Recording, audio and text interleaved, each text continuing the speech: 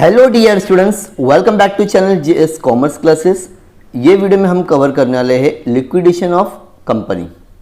ये जो चैप्टर है इंपॉर्टेंट चैप्टर है स्टूडेंट्स, और 10 मार्क्स का इतना इजी क्वेश्चन मैं बोलता हूँ कि पूरे एफए में इससे इजी क्वेश्चन आपको कहीं नहीं मिलेगा।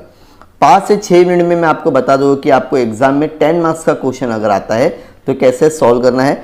दिसंबर 2023 का पेपर है हमारे पास में, जहाँ पर ये क्वेश्चन आप लोग को क्वेश्चन नंबर 3C में 10 मार्क्स के लिए पूछा गया है। ये पूरा क्वेश्चन है, इसका सेकंड पार्ट यहाँ पर है। ठीक है, आपको कैसे मालूम पड़ेगा कि लिक्विडेशन क्वेश्चन है। दो the company went into the voluntary liquidation, मतलब कंपनी खुद से क्या कर रही है, अपने आप को पूरा बंद कर रही है और जो भी पैसा आएगा वो पे करेगी। Prepare the liquidator final statement, मतलब लिक्विडेटर मतलब जब कंपनी पूरी बंद होती है तो कंपनी अपने एसेट को क्या करती है, सेल करती है। तो एसेट को सेल करने के लिए एक बीच में पर्सन रखती है, उसका नाम है लिक्विडेटर। क्या नाम है उसका? लिक्विडेटर। ठीक है, तो इसका अकाउंट दो कैसा, सिंपल लैंग्वेज में अगर बताऊं तो liquidator final statement of accounts. ठीक है, और ऊपर जो भी कंपनी का नाम दे रहेगा, सर आपने राजवीर की लिखे, बिकॉज अगर आप लोग क्वेश्चन में ध्यान दोगे तो यहाँ पे लिखा हुआ है राजवीर करके, दिख रहा है, बैलेंस शीट ऑफ राजवीर। ठीक है, अब एक चीज याद रखना, यहाँ पर रिसिप्ट मतलब जो भी पैसा आएगा यहाँ लिखेंगे, और पेमेंट में जो भी पैसा पेमेंट करना रहेगा। अच्छा, पैसा पेमेंट किसको करना पड़ता है, ये तो सभी को पता है, टीवाई के बच्चे। लाइबिलिटी वाले को पे करना पड़ता है, एसेट वाले से पैसा आता है, और क्या करना है, कैसे करना, सारी चीजें क्वेश्चन में दी रहती। लेकिन पैसा किसको सबसे पहले देना रहता है, ये फॉर्मेट याद रखना है। सबसे पहले आपको लिक्विडेटर का जो भी रहेगा, कमीशन होगा, रेम्यूनरेशन होगा, वो पे करना रहेगा।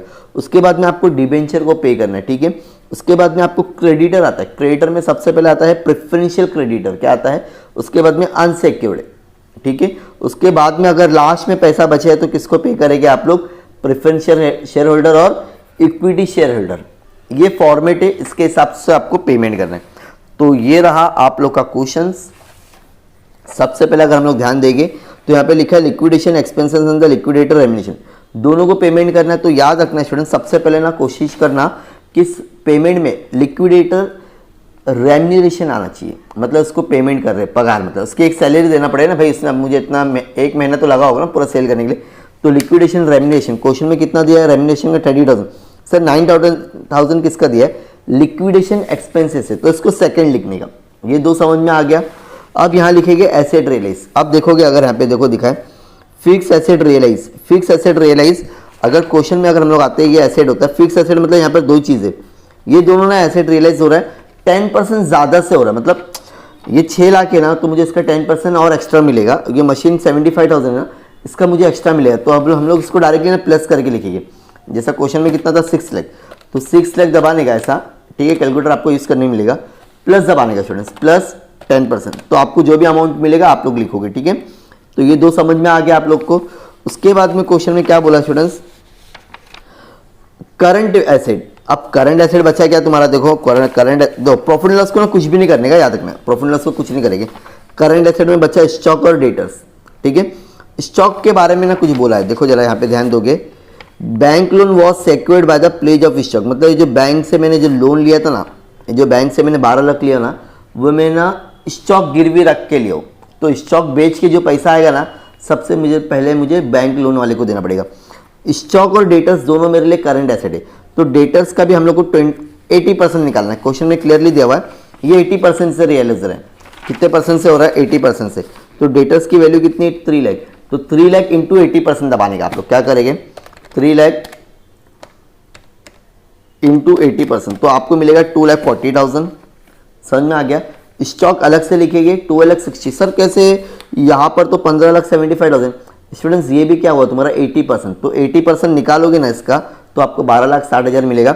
और बैंक ऑलरेडी आपको बैंक को पैसा देना है, लोन जो आपका क्या है गिरवी रखे हुए, तो इसको 12 लाख दे दो, तो भी अभी भी आपके पास में 60,000 बचेगा। कितना बचेगा, 60,000। ठीक है, मतलब इतना पैसा मेरे पास में आ गया। अब जरा ध्यान देना स्टूडेंट्स, अब यहाँ पर आप लोग ने ऑलरेडी 2 पेमेंट कर दिए। अब सबसे पहले पेमेंट आपको क्वेश्चन में अगर ध्यान देंगे ना, तो यहाँ पर क्या बोला हुआ है, लिक्विडेशन हो गया, डिबेंचर आर सिक्योर्ड, तो डिबेंचर को सबसे पहला पेमेंट करना पड़ेगा। है क्या मेरे पास में, इसको ना सबसे पहले प्लस कर लेने का। कितना मिल रहा है देखो, सबको प्लस किया 10,22,000। सबसे पहले मैंने किसको पे कर दिया, 30,000 लिक्विडेशन, फिर 9,000 कर दिया।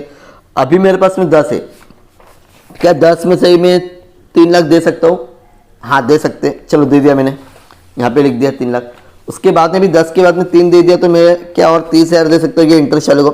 देखिए सब लाइबिलिटी पे करना पड़ेगा। हाँ सर दे दिया। उसके बाद में मेरे पास में क्या 3 लाख और है ये क्रेडिटर पे करने के लिए। हाँ सर है। तो जितना जितना पैसा रहेगा ना सब पे करने का, यहाँ पे वर्किंग नोट बनाते रहने का, कितना पैसा बच रहा है यहाँ पे मालूम पड़ जाए। ये सबको पे कर दिए। अब ज़्यादा अमाउंट हमेशा सीधा आपका इधर ही आ गया यहाँ पे। अब लेकिन अब आपके पास में सिर्फ और सिर्फ 73,500 बच रहा है। अब मुझे इन लोगों को भी पे करना पड़ेगा ना भाई, जिससे जो मेरे कंपनी के मालिक है, जैसे कि इक्विटी शेयर और प्रेफरेंस शेयर। यहाँ पर लेकिन फिर से वर्ड क्या आ गया, प्रेफरेंस। तो मुझे इसको पे करना पड़ेगा कितना, 2,40,000। लेकिन मेरे पास में 2,40,000 नहीं बचा। मेरे पास में सबको पेमेंट करने के बाद में ना, ये जो क्वेश्चन में दिया हुआ ना, सबको पेमेंट कर दिया मैंने, इसको कर दिया, इसको कर दिया, सबको पेमेंट करने के बाद में मेरे पास में सिर्फ और सिर्फ 73,500। तो ये हम लोग लिखते हैं बाय रिटर्न टू कॉन्ट्रीब्यूटर। क्या बोलते हैं, जिसने भी कंपनी शुरुआत करने में मदद किया था उसको बोलते हैं रिटर्न टू कॉन्ट्रीब्यूटर। तो मैं किसको दूंगा अभी, प्रेफरेंस शेयर होल्डर को बस। और मेरे पास में पैसा बचता तो पूरा देता, लेकिन मेरे पास में ही नहीं ना भाई, जितना है उतना ही तुम लेके टाटा बाय बाय। तो ये ऐसा सिंपल सा क्वेश्चन स्टूडेंट्स एग्जाम में आता है। मैं आप लोग को सेम ऐसी क्वेश्चन और दे रहा हूँ। पूरी उम्मीद करता हूँ कि आप लोग मुझे होमवर्क करके दिखाओगे स्टूडेंट्स। सर आप मुझे होमवर्क देंगे, कभी कॉलेज का होमवर्क नहीं किया मैंने, आप क्या दे रहे स्टूडेंट्स। जो होमवर्क दे रहे ना बहुत ईजी है, देख सकते हैं आप लोग, ऐसे क्वेश्चन आते हैं स्टूडेंट्स। 2019 का क्वेश्चन है स्टूडेंट्स, ठीक है।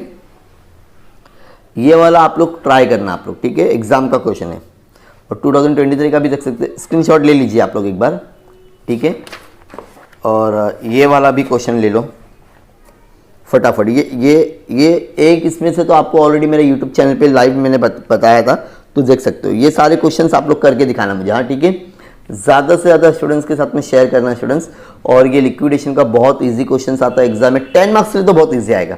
हाँ 20 का बोल सकते हो, थोड़ा सा आपको दिमाग लगाना पड़ेगा, लेकिन 10 मार्क्स का आप लोग बहुत आसानी से सॉल्व कर सकते हो। होप आप ऐसे सारे क्वेश्चंस एग्जाम में अच्छे से करके आओगे। So thank you so much, bye bye.